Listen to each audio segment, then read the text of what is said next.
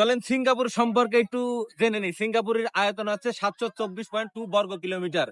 বিভিন্ন স্থাপনার কারণে সিঙ্গাপুরের সাইজ 2033 সাল পর্যন্ত আরো 100 বর্গ কিলোমিটার বৃদ্ধি পাওয়ার সম্ভাবনা আছে। সিঙ্গাপুরের মাটির নিচে যেসব শহর, মেট্রো স্টেশন, যেসব স্থাপনা আছে, সেই সব যদি মাটির উপরে তুলে পাশাপাশি রাখা হয়ে যায়, তাহলে সিঙ্গাপুরের টোটাল আয়তনের 23% থেকে 30% বৃদ্ধি পাবে। সিঙ্গাপুর মাটির সর্বোচ্চ ব্যবহার করে, যেমন মাটির নিচেই মেট্রো রেল থেকে বিভিন্ন মার্কেট প্লেস আছে এবং বিল্ডিং এর পাইলিং আছে। মাটির উপরে আপনার বিল্ডিং আছে এবং মাটির বিভিন্ন জায়গায় বিভিন্ন ভাস্কর্য আছে। প্রযুক্তি এবং মাটির সিঙ্গাপুর সর্বোচ্চ লেভেলের ইউজ করে।